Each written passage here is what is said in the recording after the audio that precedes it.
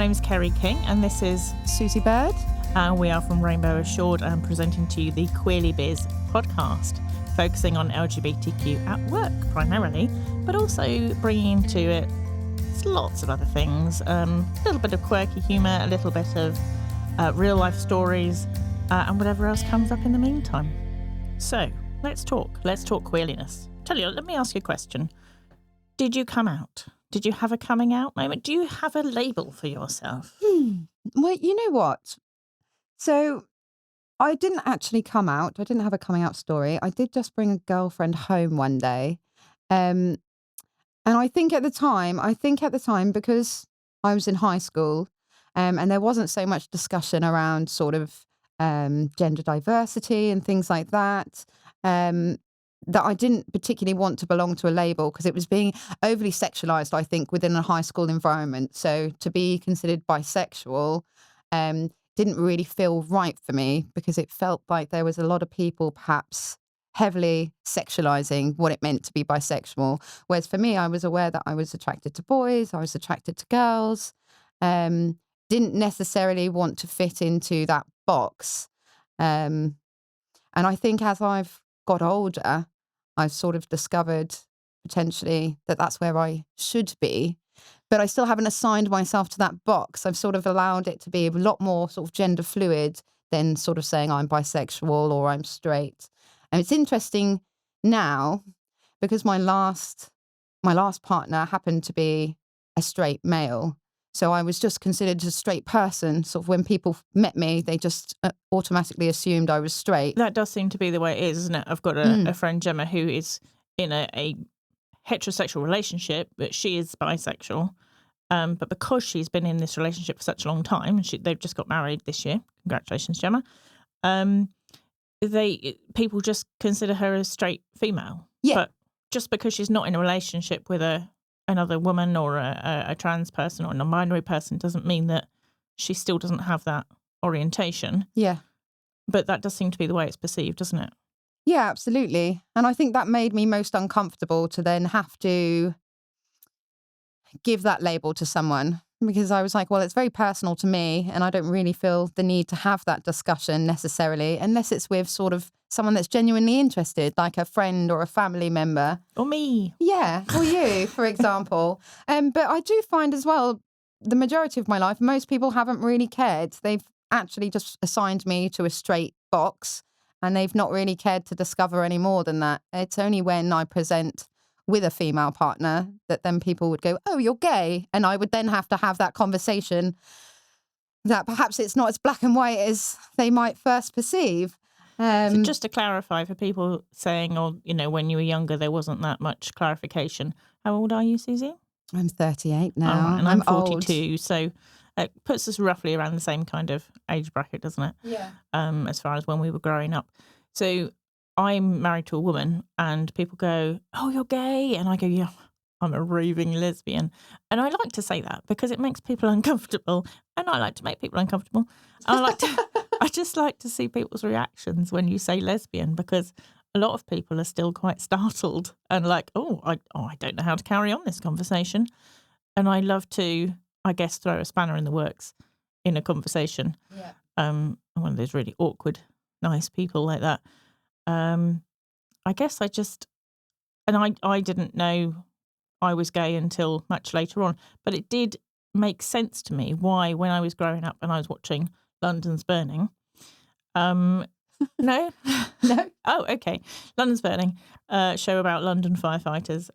It did suddenly make sense to me why I thought I very much liked the woman as much as I very much liked the man.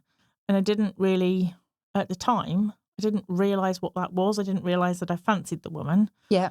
Now, actually, as I've grown up, that is like my kind of gay icon person that just is so gorgeous to me, is still the same person. I didn't realise that was a thing because nobody really talked about it. I don't remember anyone talking about it. No. In our family, we didn't know anyone that was gay or trans, and not that it would have been a problem. It definitely wouldn't have been. But I just didn't know anyone. Yeah. And I don't remember it being like talked about. I remember at school people would say, "Oh, you're so gay. You're such a leather." Yeah. Yeah. But that's all I really remember about it. I mean, it certainly wasn't brought up in sex ed. It wasn't a conversation topic, I think, at the time. And there was less, I think for me, the idea of being bisexual meant that I was attracted to almost all men and all women. Whereas for me, Everyone. yeah, for me, it was very much like I met someone and I had a connection with them. And whether they were man or woman, it really depended on how I felt about that person on an individual basis. So I think throughout my life, I've probably been more attracted to men than women. But for the women that I have been attracted to and I have made relationships with, um, that's been that's been the same experience for me across the board, you know? So it really was down to an individual basis. So I guess I was a little bit pompous with not wanting to be put in a box before I knew what box I belonged to, you know? So have you decided now on your box? No, I've decided not to be in a box. I've decided to be a lot more fluid than that. And I think the conversation has progressed a lot more. So now I'm more comfortable with it. So now I don't feel as though I have to say I'm straight or gay or bisexual. Although I would lean towards bisexual as a characterization for other people to understand me more clearly. Yeah. However, for me, it's just an individual basis. It really just depends on how you connect with that individual. Um, When I came out, I told my mum that I thought I was bisexual. Her comments were, "Oh, are you?" That was literally pretty much what happened. But now I generally describe myself as pansexual because the terminology that I've read more about kind of more or less describes pansexual as an attraction to the person and not the gender. And that's always Absolutely. how it's been for me. For me, I've also been more attracted certainly to more men over my lifetime than women. But the relationships that I've fostered with, I mean, I've only had an actual physical relationship with my now wife. But the kind of friendships slash I knew there was something more that I'd fostered before that were just as meaningful Yeah. as the male relationships. I suppose we'd grown up with this sort of mainstream ideology that a man and a woman come together and things. So when you're going through puberty and things, perhaps there has been that sort of um, that pull towards sort of meeting more men. It becomes more natural because everyone's learning about their sexuality. Then when you're 15, 16, you're still really discovering yourself. So there's a lot of people that just accidentally fall into some more sort of conformative type of relationships where they see a girl they like, they see a boy they like, and they end up having sort of a very adolescent type of dating scenario. And I think it takes a little bit longer for those people that perhaps are on the LGBTQ plus spectrum. Um, it takes us a little bit longer to discover ourselves and really sort of build on those nuances within us to discover actually perhaps I'm not going down these mainstream sort of areas. I think it helps a lot more now that there's more discussions going on in schools about, you know, it's not just one way. There's not just sex education. It's not just being taught in one way now. And that people are having these conversations younger. So yeah, my experience of this is quite limited because I don't have children myself. I do have 3 stepchildren, but we haven't really had an awful lot of discussions around what their education includes. But you have a young person, don't you? Yes, I do. Do you know whether or not that young person has experienced kind of what kind of education was offered to them in that respect? Yeah, so it's a strange one. So my son's 19 now. So he sort of grew up in that strange transitional period where it was a lot like our syllabus to start off with. And then as he reached high school, the conversation then started coming in a lot more within the public eye. So I think with my son, um, we've already always raised him sort of quite gender fluidly before that was on the cards, before that was a conversation topic. And so we had assumed because my son had not hit any sort of what we considered traditional or what you learn as your traditional sort of gay check marks, we had assumed that he might be straight. When he did come out to me and say, "Oh, I think I might be bisexual," perhaps the worst response you could have. So I said to him, "Oh, no, you're not." Not because I was trying to deny anything, but really because I had thought that I would have known first, you know, and it dawned on me as soon as I said it that, you know, potentially you can't see these things from the outside, and there does have to be a discussion, and it has to be something that someone has to inform you about how they feel. And I just hadn't considered that as a parent. I thought I would know first. I would have seen it as he grew up. So that was a learning curve for me. Now I know him. I mean, Mm. I didn't know him when he was younger, but I look at him now and go, how did you not know? Everyone said that. Everyone has said that. And I think for us, because gender was so fluid in our house, you know, if you want to wear a dress, you wear a dress. His favourite colour's always been pink. And I've encouraged that. And I've encouraged it against, you know, the idea of perhaps family members and friends being like, oh, perhaps that's not the best thing for you to encourage. And I sort of poo-pooed that. And the other thing is that you come from a performing arts background, don't you? And really creative background. And I think the creatives and the performing arts are so much more queer friendly, so much more of a safe space that you would. I know that one of the things that you do is kind of explore emotions through play, and I guess in that respect, Theo would have had a much more open conversation. Blah. Yeah. I mean, for us in our house, it was a case of boys can wear dresses, boys can wear pink, girls can wear blue, girls can play with boys' toys. But, you know, and I think because the conversation wasn't being had um, in its fullness in the public eye at that point, perhaps I was still on my learning journey. I had stopped at gender is fluid and let's leave it at that. And obviously, that's my experience. So then when my son comes out and heavily says, I am bisexual, for me, it was a bit of a shocker because I was like, well, we don't have labels in this house. We're not doing labels in this house. But for him, that was definitely an identification that he needed to experience and he needed other people to take on board. Yeah. So it's all very well and good for me saying, oh, well, you're just Theo. Theo's a Theo and Theo can be whatever he wants. Theo wants me to acknowledge that he has these labels that he does experience and recognize as his own. I do think it's really ironic that you are so open and fluid about gender and queerness, and then you just got it for your son completely wrong. Yeah, upside down. And I think that's because I thought he had my brain. You know, he's my son. You think the same as me. You have the same brain as me. You've been raised, you know, with these sort of ideologies. So it was a learning curve to then have your teenage child come and tell you how it is for them. Because you were like, well, I know, I'm your mother. But I know. Yeah. But it's a nice learning curve because you do have to sort of then take on board that there are your own perceptions of things, although they're true for you, are not true for the next person. You know, that they have an individual identity. Yeah, that's a really good point. I love that. So let me just tell you a little bit more about what Rainbow Assured is going to do. And when I say you, I mean Kevin, the camera. No, Hi, that's not Kevin. Kevin, is it? That's Bill. That's Kevin. That's Bill. That's Kevin. Yes. Sorry, keep getting it wrong. Wrong names. Sorry, not misgendering though. It's fine.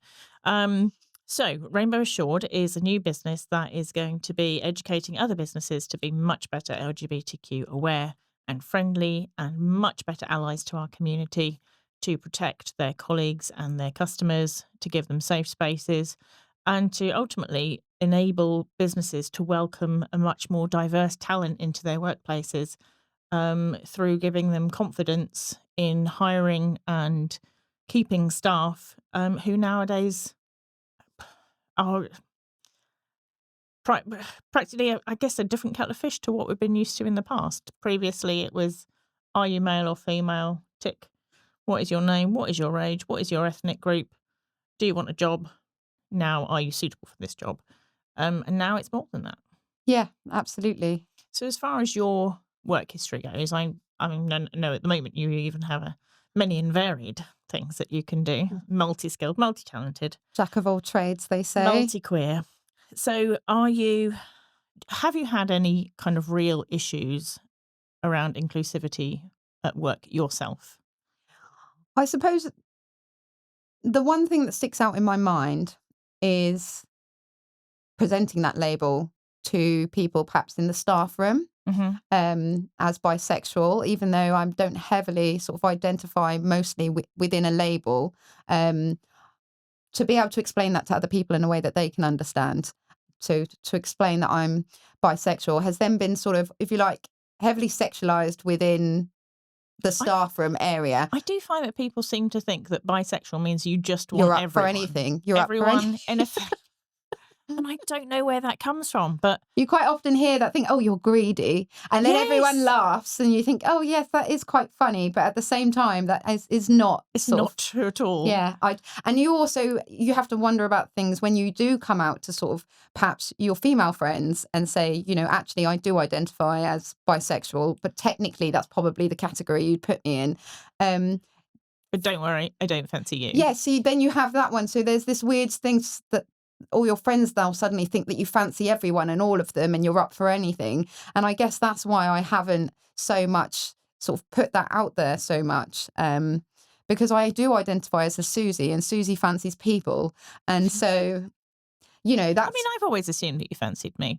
Just as a just as a oh, I side love note. you, Kerry. Absolutely. Absolutely. So as far as experiences at work, now when you said about that conversation in the staff room, did they it, did it come up because you brought up the conversation? Did it kind of come up in conversation? You went, "Oh, actually, I'm bisexual too." Do you remember? I think I remember it being that we did have a chap come who was very camp and sort of, came on board and everyone was discussing his sexuality within the staff room without him present. And so it was my sort of 2 cents to put in to say, well, actually, I'm part of that community too.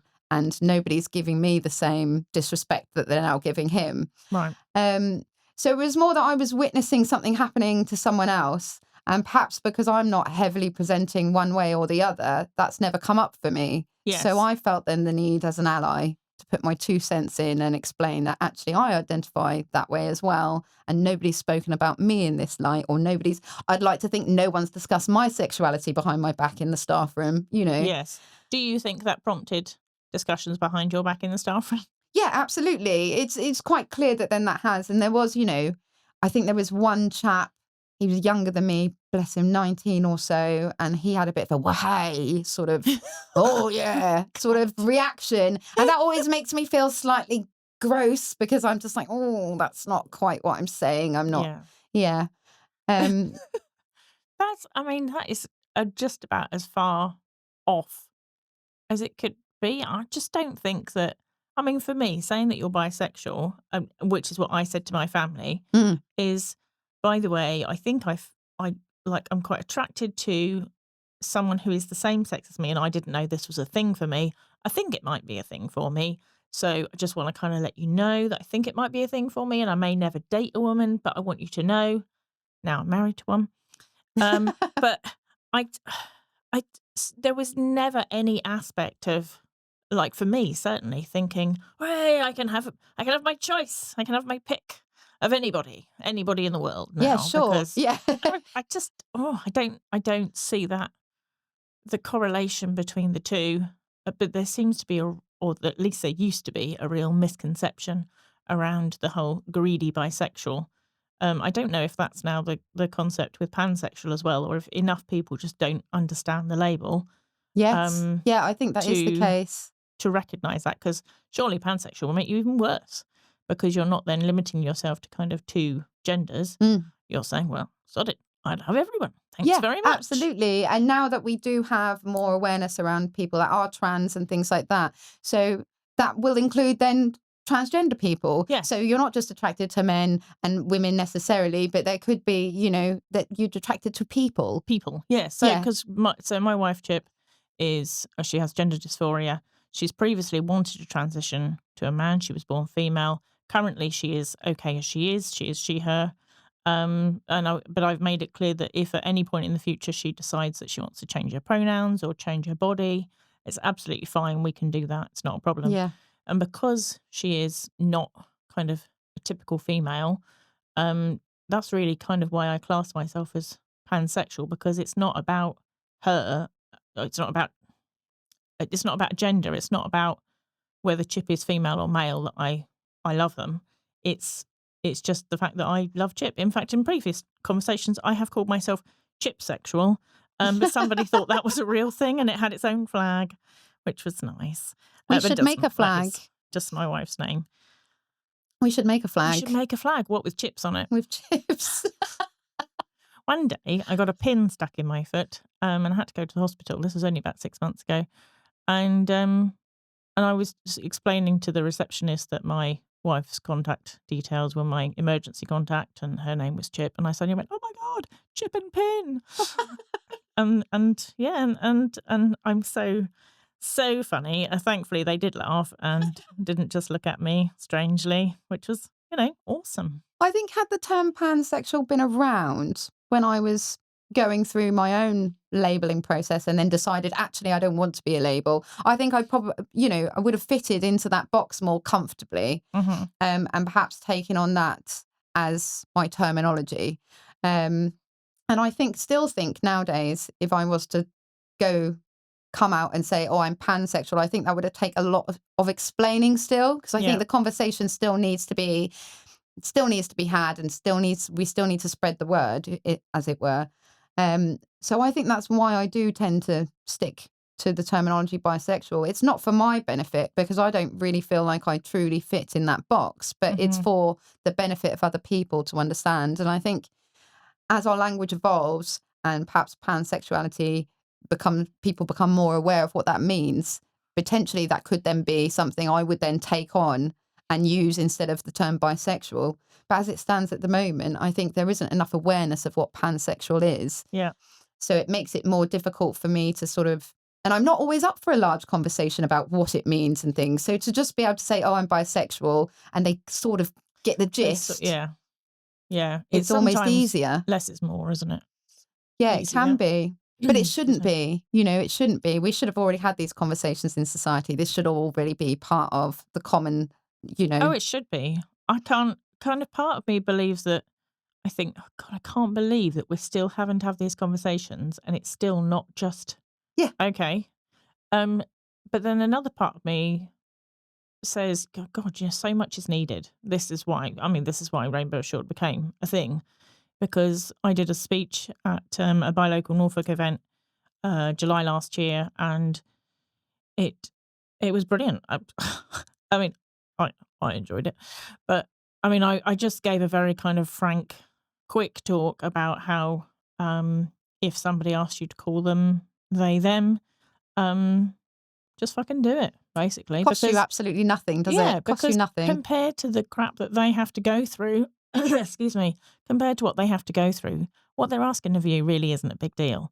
All you got to do is change a couple of words Yeah, on occasional sentences, and compared to the ordeal that they have to go through in their lives to just become who they feel they are, and it's just such a small thing, and people just can't manage it, and they just go, "Oh no, no, no, no, no! I can do anything but pronouns. Oh, don't ask me to do pronouns."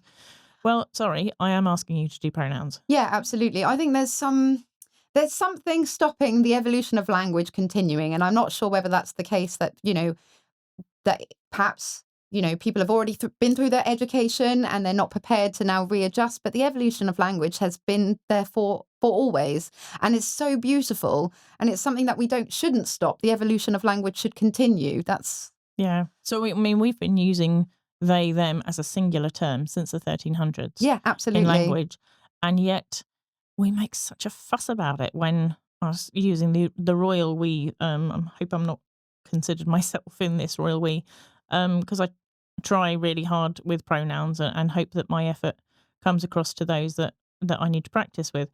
Um, but suddenly, like, we're great at saying they them when we don't know someone's gender. Yeah. So there was I don't know, last year or something, there was a person got attacked by a dog in a village near me, and on the media they were saying, it's, this person got bitten, and they were bleeding heavily, and they were in their garden, and the dog ran out and then came back, and they were bitten again, Gosh. and yes, a horrible story, but we were great. They were great. The media were fantastic at saying they. when they didn't know what the person's gender was. As it turned out, it was an older woman. Yeah, And so then sure. they started using she, her. But if someone had said to them, oh, it's a non-binary person who's been attacked, can you please use they, them? Oh, it's so difficult. Oh, I can't possibly. But we're so good at it sometimes. Yeah. And I just think we're so easy to forget and dismiss anything that feels slightly uncomfortable to us Yeah. and just completely forget the struggles that other people have had. And the fact that we could be making their lives easier by doing just some very little simple things. Active allyship is something that we talk about in the training for Rainbow Assured in the Protect module. And it goes much more in depth about mental health and how discrimination affects mental health, and therefore how the impact of obviously mental health impacts their commitment at work, and their sick leave and holiday, and all the fun stuff that comes along with business is very much affected by mental health. There's much more awareness of mental health in the workplace, but I think a minimum amount of people have connected mental health and discrimination or inclusivity, Yes. or it's just, I don't know if it's just not being talked about, or if people just say, oh, I don't really give a shit. It's not about me. I think that's it. I just think people think, well, I'm not gay. Yeah, Well, so I'm not trans. it doesn't incorporate them. Oh, that's not my fight to be had, if you like. But Yeah. the evolution of language, and to continue this, it's for everyone. It's for everyone. And I mean, I explain this to some of my friends as well. You know, we can either get with the program and evolve with it, or we'll be left behind. You know, and we all know some cantankerous old chap who's, oh, I remember in my day, da, da, da, da, da, da. Do we want to be that, or do we want to move with times, you know? And I think we really have to ask ourselves that question, you know, are we going to evolve with the times, or are we Hmm. going to be left behind? Are you going to be that dickhead who continues to refer to someone in their previous name or previous gender, how they presented, because it suits you, because it suits your agenda, and because you don't want to change? Or are you just going to do something that is the kindest thing you could do and make the smallest effort and just use their pronouns, practice using their pronouns? The more you do it, the better you'll get at it. Mm. And I always say to people, we have a piece in the end module called Getting It Wrong, because the most people I talk to always say, oh, the thing I'm worried about is getting it wrong, so I just don't do it. Well, that's not But going to we help get you. it wrong. We Yeah, get it yeah, wrong, you know, exactly. all the time. And it is just a case of, okay, when you get it wrong, the only thing you do is you clarify what you've done, and next time you don't do it. So Yes. that's it. Yep. Clarify what's been done, and next time make better efforts. And it's not to say you won't get it wrong again. I think for myself, my son brought home um, his girlfriend, who happened to be transgender. Um, and it took me a little while to get her pronouns correct. And it wasn't even my son. I'm used to him coming home with a bunch of boys, you know, from school, and so I've quite heavily relied on the language of "Hey dudes," "Hey guys," and so for me, it was just a case of just taking note. You know, half the time his girlfriend didn't pick up on anything, and you know, it was a case for me to just, well, I need to just go away, and I need to takes cost me nothing. Yep. Takes me a little bit of time to get right, but once I've got it right, it's now in my vocabulary and it's my go-to. Yes. Um, I and it mean, when I met Theo's girlfriend and called them by name the first time, because that was how they were introduced to me in the first place, um, it's now, it's just part of conversation, isn't it? I mean, Yeah, I don't think of Theo's girlfriend as anything other than female. yeah, Sometimes I still get it wrong because they do still quite male present. Um, and my brain, unfortunately, does still go to its kind of backup plan of this sort of slips out. sure. But I'm trying not to give myself any excuses and go, okay, this isn't right. I got it wrong.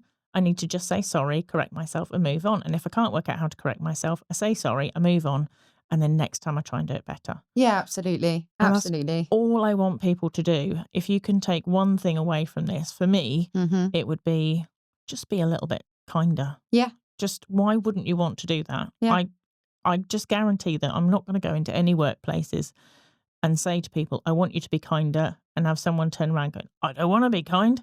Yeah. I mean, for me, LGBTQ inclusivity should be as much a policy in a workplace as a fire safety and manual handling. Absolutely. But that's just not the case. Now, that stat you gave me earlier, 27% of workplaces, Yeah. only 27% of workplaces have a specific LGBTQ Yeah. Within the UK. policy in the Yeah. UK. Hmm. That's shocking. I mean, that Really needs to shocking. change. One of the things that we ask in Rainbow Assured is that if you want to become a member, you meet our criteria. And we specifically ask for a higher standard. We want to achieve a higher standard. And then we want to shout about our businesses on our online directory and tell our community that these are the people. If you want a company that absolutely supports you, not just in June, but the rest of the year as well, then these are the guys. These are who you want to spend your money with. May I just say that the people filming us today, Limitless Film and Media, are also on our web directory and are very inclusive. So one of the things I just wanted to point out is our criteria for Rainbow Assured and what we ask you to meet. Now, if you don't meet the criteria straight away, they do have up to 4 months to meet the criteria. And in that time, we can also offer an audit process to establish how much of the criteria you already meet and then how much you have to do. And then we can help you meet that criteria. We're not just going to say, okay, you need to pay us money and then we're going to do nothing for you. That's absolutely not the case. We want our community to benefit from more and more businesses becoming Rainbow Assured, and we're here to help you do that. So, Suzi, would you like to read some of the Yeah. criteria? Let's You all go right with that? for it. So, meeting the Rainbow Assured criteria, and this is on our website, so you can actually read this. Go to our website and read this. Oh, quick note, website has just launched 2 days ago. Very Ooh. excited. How can they find the website? www.rainbowassured.co.uk. Okay, marvelous. Okay, so again, you can read all of this on our website. So, meeting the Rainbow Assured criteria. So, point 1, to establish an open learning environment and acceptance within the business where employers, staff, colleagues, and customers feel supported in their gender identity and sexual orientation.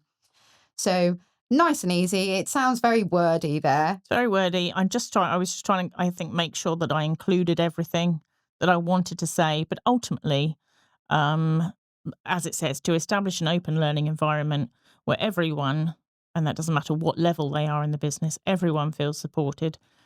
Everyone is subject to updates and trainings where needed, and that nobody gets left out. I mean, for me, part of it, I had a conversation with Norwich Union the other day. Not Norwich Union, Aviva. They've been that for a while now. I used to work for them and they were Norwich Union at the time.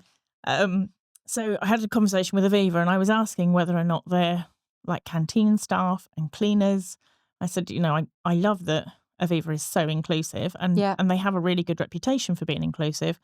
But when you say that they're all inclusive, do you mean everyone? Do you mean everyone that works at Aviva? Yeah. So I'm assuming that probably some of their contracts are outsourced to maintenance companies and catering firms.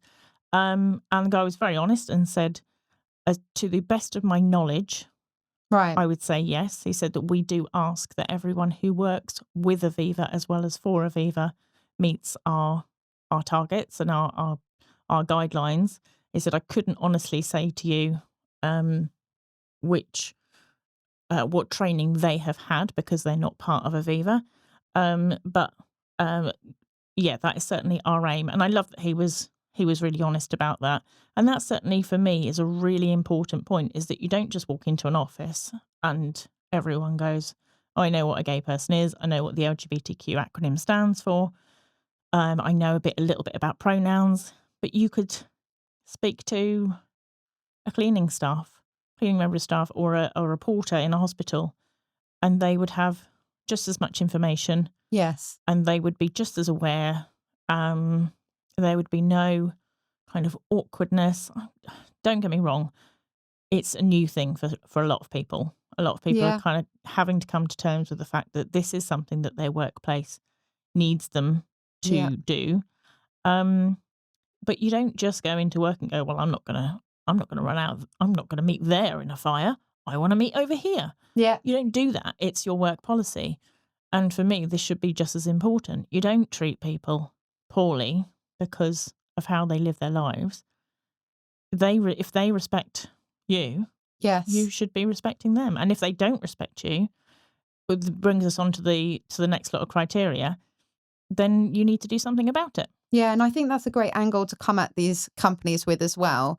It isn't just a case of, everyone in the workplace wants that respect, don't they? Everyone wants to have a certain amount of respect, and they've already got these policies in play as far as it comes to sort of their respect policies and things like that.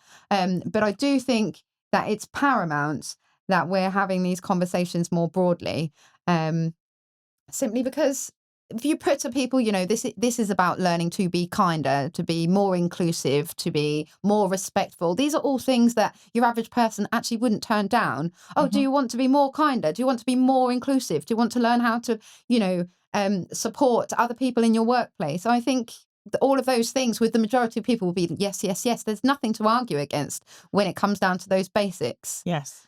I think the difference is sometimes when you then say, oh, well, the way we're going to do that is by making you more LGBTQ aware. And they go, oh, I didn't want that. Well, yeah, I'm sorry, but that's how That's it part comes. of That's it. part of it, yeah. I mean, there's a lot of conversations, thankfully, going on now around neurodivergence Yeah. and welcoming that into the workplace and being more aware of that, and not necessarily kind of making allowances, but just understanding that people's brains work differently. They Yeah. don't always. I mean, the amount of struggles, I think, I'm perimenopausal, and there's a lot of things I struggle with now for my hormones. And I just think, oh my God, the things that women had to go through in the past, and they couldn't say anything. They just had to get on with it. And the amount of difficulties it must have caused them, but there was no understanding around it. Well, we're now at a point where we can encourage that kind of understanding in workplaces, and that's what we need to be doing. This is a no-brainer for me, Rainbow Assured, but some people are still asking me, 1, why is it needed? 2, is it needed? 3, do we have to talk about it? Yeah. Yes, absolutely. Yeah, we do. Yeah. And I think that highlights the fact that it is needed, that they're still asking these questions is that it really highlights the fact that, yes, it is a needed conversation. The fact that you have this question means that other people will have this question. So, yes, it does need to be spoken about. Absolutely. There are a lot of people in workplaces that have done their education a long time ago as well. And so things have been updated in the education systems. We need to continue to evolve when we're outside of them as well. It's all very well and good, having your education when you had it. I mean, when I had my education, Pluto was a planet, like a full planet, and now it's not. And I've had to get my head around that. So I think someone told me in a cafe or in a pub or something, and I refused to believe them. And I had to do this Googling and do my own research and figure out that, oh, yes, okay, so Pluto is now considered a dwarf planet and what that means. Oh, I thought it was a moon. No, Is it it's a dwarf planet and what that actually means. And so I was a bit, it took me a while to get my head around that because what I learned in school was different. So, it is our responsibility to carry on our education. It doesn't stop just because we've done the syllabus that our current government says we need to have. It goes on beyond that, and we have to explore these ideas ourselves within a community environment. That's an awesome way to put the last bit. So I wanted to just say thank you to Suzi for coming in on our podcast. Now, Suzi is one of our course trainers, and we'll be going out to spread her wisdom around the UK and hopefully further afield once we start to grow. But we're going to wrap up now. We're going to say that is the end of our first session for Queerly Biz. And I do hope you'll come back and join us for another day. So this is Kerry King and Suzi Bird of Rainbow Assured doing the Queerly Biz podcast.